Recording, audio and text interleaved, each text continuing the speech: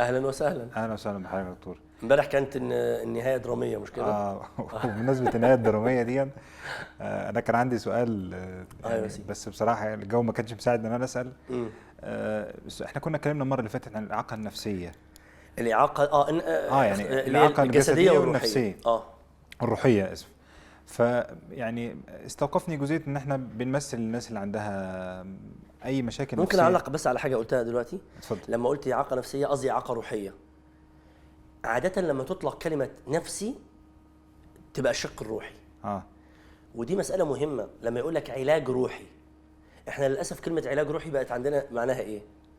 مكان ضلمه وشمعه منوره وواحد عامل كده، او سبحه او مش عارف ايه. لا، لو رجعت لبعض الكتب القديمه في تاريخنا الاسلامي تلاقي الطب الروحاني اللي هو الايام دي بيسموه طب نفسي. فاي شق مش متعلق بالعضو المباشر، يعني عضو مباشره بالجسد، طيب يبقى انت بتتكلم في الشق الروحي. فلما بنطلق كلمه النفس يبقى عاده بنقصد فيها الجانب الايه. فما فيش اي مشكله تقول اعاقه نفسيه بمعنى اعاقه روحيه. الميكروفون قلت بناء على اننا فصلنا فنركز بقى في الحاجه. طيب المره اللي فاتت المثال اللي حضرتك ذكرته كان مثال مؤثر جدا، وفي كتير طبعا. يعني قصدي الامثله كتيره في حياتنا. يعني انا بان لي منه انه بالفعل الاعاقه يعني هي الاعاقه النفسيه مش الاعاقه الجسديه. بالظبط. طيب دلوقتي الناس مثلا عندهم امراض نفسيه لكن بمعنى ادق، يعني واحد بيظلم عنده نقدر نطلق عليه عنده اعاقه نفسيه، واحد بخيل، اللي واحد هي في تاريخنا الاسلامي بقى لها لفظ جميل جدا اسمها امراض ايه؟ امراض القلوب. امراض القلوب. نعم. كلمة أمراض نفسية دلوقتي بقت اللي هي الأمراض بالتصنيف الغربي، إنما لو وسعت إلى أمراض القلوب يخش فيها الكبر والعجب والغرور والحسد والحقد أنت الأيام دي ممكن يبقى واحد متكبر جدا ظالم جدا، إنما بيروح الشركة وبينتج فلوس وكذا، لو وديته للطب النفسي يقول لك الراجل سليم، أنت جايبه لي ليه؟ لأنه في قياسات الطب الغربي المادي ما دام بينتج وبيروح.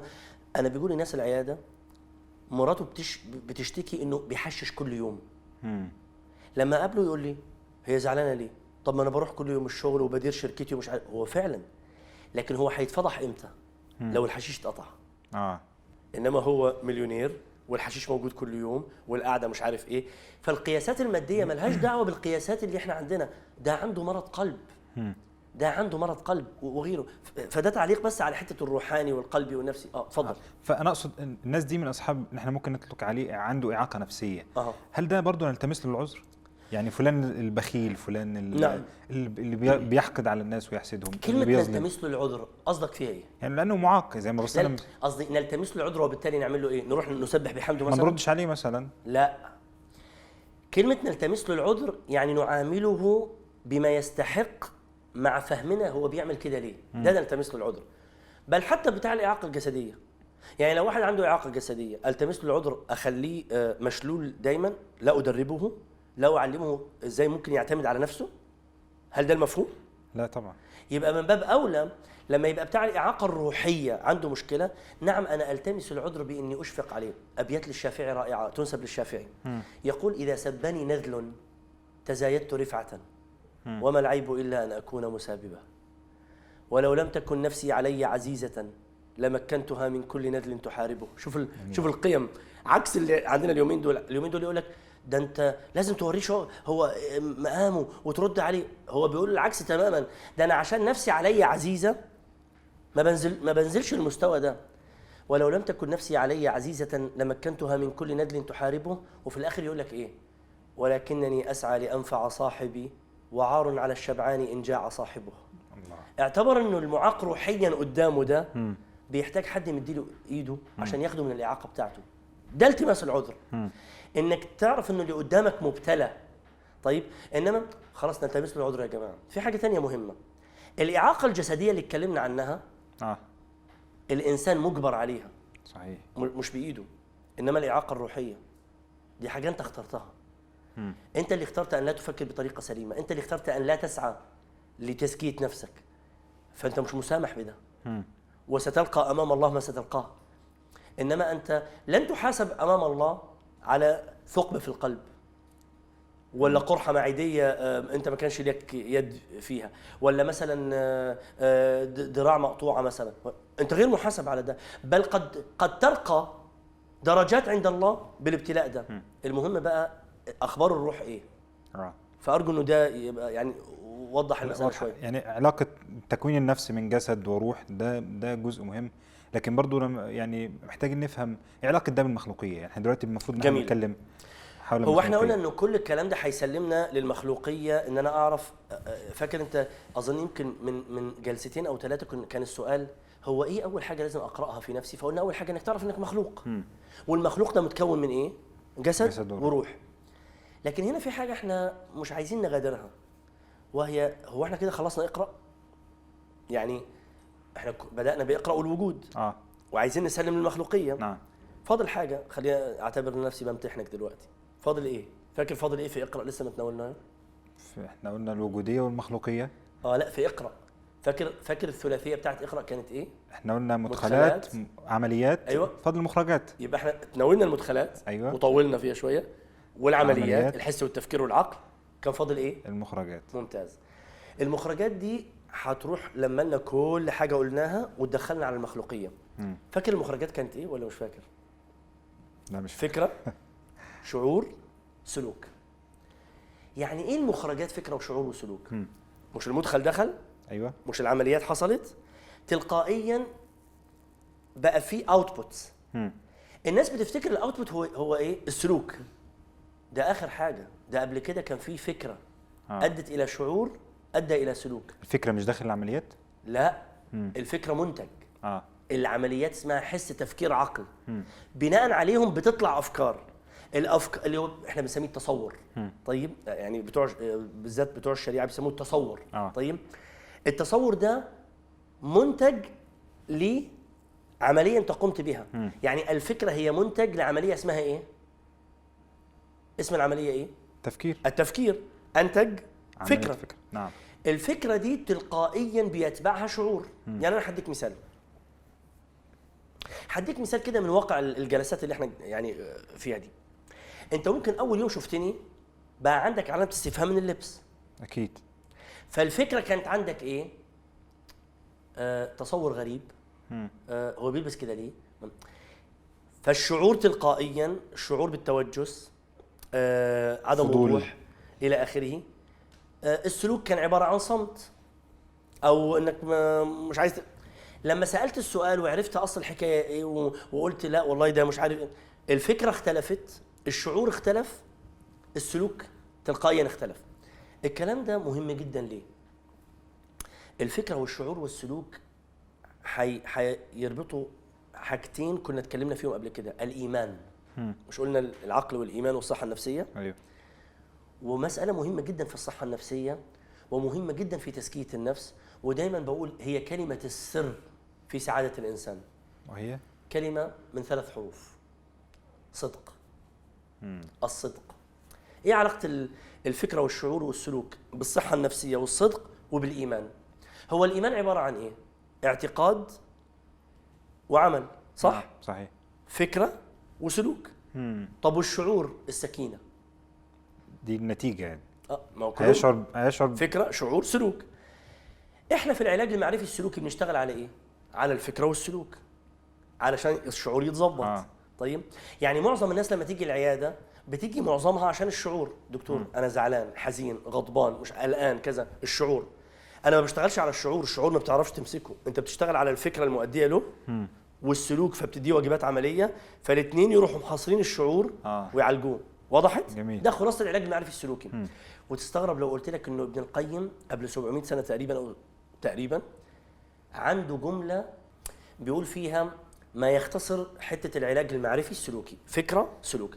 يقول: مبدا كل علم نظري اللي هي الفكره وعمل اختياري اللي هي السلوك هو الخواطر والافكار، الحاجات بقى المدخلات اللي تيجي عليك ومش عارف ايه، فانها تدعو الى التصورات والتصورات تدعو الى الارادات. التصور اللي هو الفكره اللي عندك، والارادات اللي هو الشعور والنزوع. والارادات تقتضي وقوع الفعل اللي هو السلوك. وكثره تكراره السلوك ده بيعمل ايه؟ يعطي العاده. هي العاده عباره عن ايه؟ سلوك متكرر. ايوه.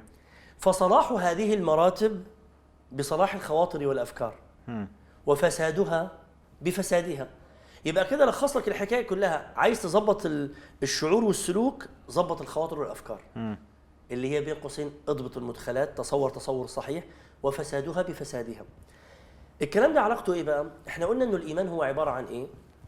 التعريف المتفق عليه من جمهور علماء الامه: تصديق بالقلب وعمل بالجوارح. نعم. هو اعتقاد، هو فكره صحيحه، هو شعور بالسكينه والطمانينه، وهو سلوك. اللي بيحصل عندنا احنا ايه؟ انه بيبقى فيه ايمان اللي هو بقى مذاكر ورايح ومش عارف ايه، لكن ما فيش عمل. ده ما ينفعش، لازم يصادق. ولذلك واحده من الحاجات اللي انا باخذها على كثير من شبابنا، تلاقيه مثلا ممكن يقول لك انا بحب ربنا، بتصلي؟ بصراحه ما بصليش. طب ها ايه اخبار الحب ده ايه؟ هو انا بحبه، انما حته الصلاه ضروري يعني؟ ما هو بيقول لك يا ابني انت بتحبني، يعني يا ابني دي لله المثل الاعلى، انت بتحبني اعمل اللي انا قلت لك تعمله. لا، هو انا بحبك يا ربنا، بس انا عايز اعبدك بطريقتي انا. ده باباك ما بيقبلهاش، مامتك مش هتقبل تقول لها ماما انا بحبك، بس لما تقولي لي هات لي الحاجه دي من السوبر ماركت مش هجيبها لك، بس انا بحبك. طب ما ينفعش. والحديث عندنا مشهور اللي هو ما تقرب الي عبدي بشيء احب الي مما ايه افترضته عليه. يبقى انت تعمل الحاجه اللي انا قلت لك تعملها. الايمان يقتضي كل الكلام ده. فاضل بقى حاجه مهمه جدا، ايه علاقه الكلام ده بالطمانينه والصدق؟ احنا في بالعاميه كده بتستخدم يعني مصطلح كتير، وحتى الاطباء النفسيين بيستخدموه، اللي هو ايه؟ بيقول لك فلان متصالح مع نفسه. يعني ايه متصالح مع نفسه؟ في تناغم بين الفكره والشعور والسلوك. هديك امثله عشان الكلام ده يعني يوضح. لو الفكره ايجابيه والشعور ايجابي والسلوك ايجابي، يبقى الشخص ده متناغم في الحته دي. ازاي؟ حدي مثال. شخص الفكره عن التدخين ايجابيه. يعني ايه ايجابيه؟ ايجابيه بصالح التدخين. يعني ايه؟ يعني الراجل ده مثلا بيقول التدخين عباره عن رجوله ومش عارف ايه، شعوره تجاه التدخين هيبقى ايه تلقائيا؟ ايجابي. كويس. سلوكه بيدخن، او على الاقل بيقعد مع المدخنين وما بيقولهمش لا. ده متناغم مع نفسه ولا مش متناغم؟ متناغم. هتقولي يعني ده صحيح نفسيا؟ انا قلت لك متناغم، انه على الاقل متناغم اللي جواه بره. طيب شخص اخر يرى التدخين فكره سلبيه، شعوره تلقائيا هيبقى ايه؟ نفور. طبعا. عشان يتناغم مع نفسه لازم يعمل ايه؟ يبعد عن المدخنين، ما يدخنش. متناغم. اي حد يبقى فكره شعور سلوك ملهاش دعوه، ملوش دعوه، مش متناغم. يرى التدخين سلبي، فكره شعور ينفر منه، لكن بيقعد مع مدخنين، هتلاقيه في الاخر عنده وخز ضمير. طيب مثال اخر عند البنات، فكره تجاه الحجاب انه الحجاب حاجه كويسه، شعورها ايجابي، عشان تتناغم سلوكها تتحجب، يا اما تلبس حجاب يا اما على الاقل تبقى محيطه نفسها بالمتحجبات. طيب واحده فكرتها عن الحجاب سلبيه، تخلف ورجعيه ومش عارف ايه، شعورها تلقائيا تنفر منه، عشان تتناغم مع نفسها تلبسوش، بتبعد عن اللي بيلبسه. طب واحده فكرتها سلبيه وشعورها سلبي، بتلبس حجاب، لابسه حجاب. هيحصل ايه؟ هيحصل احنا بنشوفه في الشوارع اليومين دول، ملهاش اي دعوه بالحجاب. وعلى يعني واحد من المشايخ كان بيقول من فوق قناه مش عارف اسلاميه ومن تحت قناه كذا اللي غير اسلاميه. ليه؟ لانها في الحقيقه تضطرب ما بين الفكره والشعور والسلوك. هنا حد هيقول لي دكتور انت قصدك انه اللي ممكن تبقى متبرجه ومش عارف ايه متناغمه احسن من اللي واحده لابسه حجاب وتجاهد نفسها؟ انا قلت متناغمه متصالحه، ما قلتش انها صحيه نفسيا. يعني واحده مثلا حاطه حجاب علشان بتعود نفسها سلوكا علشان ترجع على الفكره والشعور تعالجهم، دي مأجوره عند ربنا. وشويه شويه السلوك هيرجع يغذي الفكره تغذيه ايجابيه، وشويه شويه هتلاقيها فكره شعور سلوك متناغمه. المهم ان انا اعرف ان الصدق هو ايه؟ الصدق تعريفه ايه عند العلماء؟ موافقه الظاهر للباطن. فكره شعور سلوك. يبقى سؤال، هل ينفع انه حد يبقى في كل حاجه فكره شعور سلوك متناغم؟ لا طبعا، واولهم اللي قدامك. ازاي؟ انا فكره شعور سلوك، فكره شعور مثلا في الغذاء الجانك فود سلبي، بس انا باكل احيانا جانك فود يعني اللي هو الفاست فود والكلام ده. طيب يبقى انا مش متناغم في الحته دي، بس لا يعني ان انا مش متناغم في كل حاجه. طيب اصل لو حد تناغم في كل حاجه بقى مش انسان. احنا لازم يبقى في عندنا حته كده مش متناغمين فيها قوي.